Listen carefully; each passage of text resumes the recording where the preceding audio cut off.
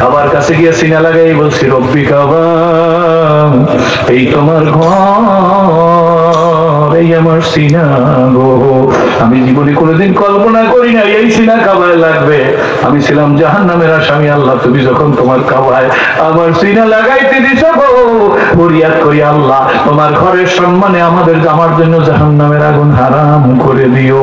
আব্বুরা, ভাইরা, বাবাজিরা, বন্ধুরা, কপাল যদি ভালো হয় রাস্তার পাশার থানকুনি পাতার আইলেও বড় বড় রোগ ভালো হইয়া যায়। কপাল খারাপ হয়ে গেলে বাবা ভেলোর, মাদ্রাস, সিঙ্গাপুর নিয়ে গেলেও রোগ ভালো হয় না।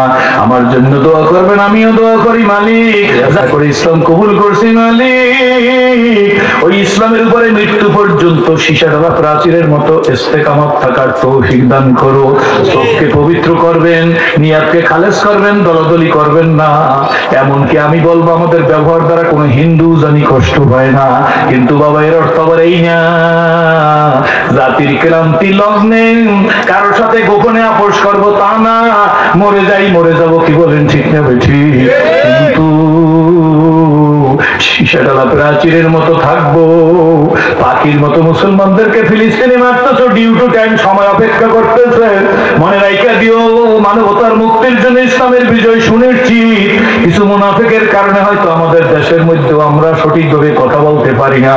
আল্লাহ তাদের হেদায়েত দান করুক, হেদায়েত না থাকলে চূড়ান্ত ফয়সালা করে দেও।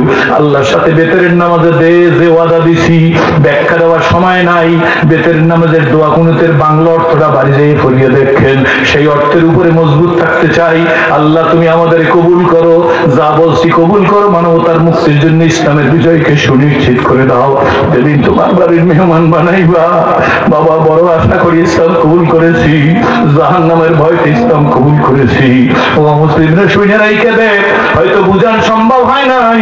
যেদিন ওযু করিয়া মালিকের দরবারে দাঁড়াইয়া প্রথম সেজদাটা দিছি, একটা সেজদার মধ্যে আমার বুকের মধ্যে আল্লাহ যে শান্তি ঢাইলা দিছে, এই দেশের প্রেসিডেন্ট বানাইলে সেই শান্তি পাওয়া সম্ভব নাই। ওই ইসলামের উপর মজবুত থাকতে রাজি আছেন বলে ইনশাআল্লাহ আপোষ নাই। আল্লাহ হাতগুলা ইসলামের জন্য কবুল করো, কমিটিকে কবুল করো, অতিথিদের কবুল করো, আলেমুল আমাদের কবুল করো, এলাকাকে দিনের মার্কাজ বানিয়ে দাও আল্লাহ। প্রত্যেকটা ঘরের মধ্যে আল্লাহ কোরআনের সহি তেলাওয়াত জারি করে দাও, জোরে বলেন আমিন। ব্রাহ্মণবাড়ি ওয়াজ করছি, একজন হুজুর এলাকায় একজন পিসে হুজুর আছে, আমি তাকে দেখা করে দিলাম। পিসদের জন্য হুজুর কাল লাগে দেখা করবেন, তো বছরে একবার গোসল করে। আমরা বরিশালের মানুষ না, পুরো বরিশালের লোকেরই কি করে আমরা ভালো হয়েছি। বরিশালের মানুষ না, মেজাজ আমার গরম হয়ে গেছে। আমি অত পাগল না আমি। আল্লাহ একটা শিক্ষা দিয়ে কইছি যে এই ফিরে বছরে একবার গোসল করে আর শরীরটা পানার গন্ধ হয় না। পাড় আছে না? আচ্ছা, আপনার কাছে একজনে কয়েক হুজুর আছে ক্লাসে কইয়া দিছি ছোট গাল দিছি কেন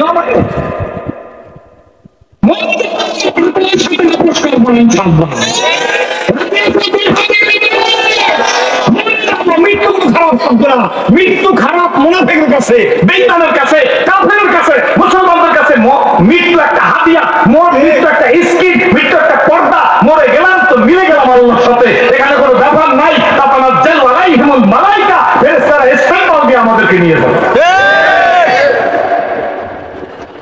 আল্লাহু আকবার।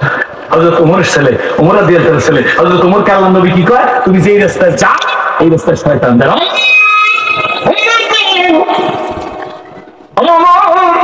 আমি যেই মালাইকা দিও আমার পরে আর কেউ নবী আসবে না। যদি আল্লাহ কারণে নবী বানাইতো, লাখানা ওমরের বানাইতো। সুবহানাল্লাহ। আমার পরে কেউ আসবে না, যদি আসতো লাখানা ওমরকে নবী বানাইতো। ওমরের ছেলে হযরত ওমর রাদিয়াল্লাহু আনহু আব্দুল্লাহ বলেন, আমি দেখে রাখলাম চাচারে। দ্বিতীয় আর একদিন হুজুর মসজিদে বয়ান করা শেষ করলো, লোকটা আবার ওইভাবে নতুন উজু করে ঢুকলো। সঙ্গে করে খালাইতেছি, বলে যে আজকের হুজুর বলে একজন জান্নাতি লোক ঢুকলো। কয়েকদিন পরে আরেকটা বয়ান, সেখান থেকে ওই লোকটা শেষে আসছে, জুতা ভিজা, মসজিদে এসে চুপ করে পিছনে বসে গেছে। এরপরে আমি 3 দিন বলছে, এখন আমার মনে হয়েছে আল্লাহ নবী 3 দিন একই ব্যক্তির বললো, একই সময় ঢোকে, ব্যাপারটা কি বুঝি নাই। হযরত ওমর রাদিয়াল্লাহু আনহু যাইতেছে, চাচা ওই দিকে চলে গেছে। এটার নাম কি? এটা কি বন্ধুত্ব করাটা, শত্রুত্ব করা? হযরত মুআয ইবনে জাবাল নবীজির কাছে এসে হুজুর আমি মুআয ইবনে জাবাল আসছে, আমার ওয়াজ করেন। তুমি মুআয ইবনে জাবাল না? না হুজুর আমি আমার ওয়াজ করব। আল্লাহ নবী জিহ্বার ধরছে নিজের আঙ্গুল দিয়া, এই জিহ্বা তোমার জান্নাত, জিব্বা তোমার জাহান্নাম। আমার মতো এত রিওয়াজ করেন, জিব্বা জান্নাত জিব্বা জাহান্নাম। যাই হোক, হযরত ওমর রাদিয়াল্লাহু তাআলা আব্দুল্লাহ বলেন চাচারা যাইতে দেখছি, আগে তো চিনে রাখছি, মনে আছে নি? পিছন দিক থেকে যাই, চাচু ও চাচাজি, চাচাজি গো একটু দাঁড়াও না। বুড়া চাচা পিছনে দিক চাইছে, কে মানবতা? তুমি কেডা? আমার চিনো না, আমি ওমরের ছেলে। কি কইবেন? সুবহানাল্লাহ না নাউজুবিল্লাহ? কোনটা কইবেন? বলে কোন খারাপ শব্দ দেখেন কপালের উপর ওমর লেখেন আরবিতে, শব্দটা খারাপ দেখেন ভাই। ওমর আমাদের নবী বানাইলে ওমরের বানাইতো। ওমর যে রাস্তায় যায় শয়তান যায় না। বুকের উপর ওমর লেখেন, স্বপ্ন দোষ হবে না। বুকের উপর ওমর লেখা, যারা কারণ আমার পিছে লোক হারে মনে করি, বুকের উপর ওমর আরবিতে লেখা আইন নিন লেখা, এরপর রাস্তায় যে দেবেন পিছে আর দেখবেন নাকি বলেন? ঠিক ঠিক মনটারে বড় রাখবেন, ফেতরা ফোতরা দুই একটা দেখা, লড়ে ফেতরা কয়েকজন মানুষ আমার পাই দেয়, ঠিক আছে বেড়া শিশারা প্রাচীরের মতো ইমান রাখবেন। কি বলেন? মানুষের শয়তানে ডরায়, এখন শয়তান মানুষের কি বুঝো? ঠিক না বেড়ি শয়তান বর্ণ মানুষ করো, সময় নাই শেষ, ডাক দিছে আমি ওমরের ছেলে। চাচা ওমরের ছেলে, আমার ভাই বেটা। সুবহানাল্লাহ, ইন্নামাল মুমিনুনা ইখওয়ান। বাবা কি ব্যাপার? চাচু এই আব্বার লগে অভিমান করিয়া তোমার বাসায় কয়েকদিন থাকবো। থাকবি বেটা, চল। ছিড়ে গেছি, ওমরের ছেলে আমার বাড়ি থাকবে। সুবহানাল্লাহ, বাড়ি নিয়ে গেছে, একেবারে সব ঠিকঠাক মতো খাওয়া দিয়েছে। 3 দিন পরে অনেক বড় ঘটনা, একেবারে এতটুকু করে বললাম, এত বড় ঘটনা। ডাক দিয়ে কয়, চাচা আমি যাই। যাবি বেটা, তার মানে ভালো মন্দ খাওয়াবো না? কি ঠিক না ঠিক? পাঙ্গাস মাছ খাওয়াবো, দধি খাওয়াবো, মিষ্টি খাওয়াবো, রসমালাই খাওয়াবো। চাচা অনেক খাওয়াইছো, চাচু অনেক খাওয়াইছো, যাই। যাবি কেন তুই? চাচা আসলে তো অভিমান করি নাই, তোমার লাগে একটু মানতিকি খাটাইছি। চাচা আসলে আমি আসছি তোমার 3 দিন নবী জান্নাতি বলছে, তো 3 দিন জান্নাতি বলছে, নবী বলছে, এর উপর আমার কোনো ইশকাল নাই, লাশাক কাঁপিয়ে, কিন্তু কোন গুণে জান্নাতি বললে এই যে দেখতে আসছি। 3 দিন দেখো আমিও তাহাজ্জুদ করি, তুমিও তাহাজ্জুদ করো, আমি জিকির করি, তুমিও জিকির করো, আমিও তাসবিহ করি, তুমিও তাসবিহ করো, আমিও জামাত ধরি, তুমিও জামাত ধরো, তুমিও পাগড়ি বাঁধো, সব ঠিক আছে, মিসওয়াক করো, সব ঠিক আছে। কিন্তু চাচা আমার আর তোমার আমলের মধ্যে কোনো ব্যতিক্রম নাই, কিন্তু কেন তোমার নবী জান্নাতি বলছে? কোন আমলের কারণে? এই যে নবীজির কাছে জিজ্ঞেস করতে যাবো, আমার কোনো প্রশ্ন নাই, আমার কোনো ইশকাল নাই যে তুমি জান্নাতি, তুমি জান্নাতি মাস নবী বলছে। তোকে ভাতিজা আমার মধ্যে আর কোন ইশকাল নাই, আমার মধ্যে আর কোন অতিরিক্ত কিছু নাই, চলে যাইতেছে ভাতিজা। এটা ওমরের ছেলে, অনেক দূরে গেছে, বুড়া দাঁড়িয়ে রয়েছে, দাঁড়িয়ে ডাক দিছে, ও ভাতিজা,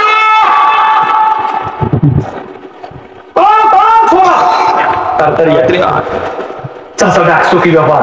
ভাতিজা শোন, আমার বাড়তি কোনো আমল নাই, কিন্তু তোর এই চাচার দিলের মধ্যে কোনো নেফাকি নাই, এটা বুঝলেন না? বুঝছেন নি? এটার মধ্যে কোনো নেফাকি নাই চাচা।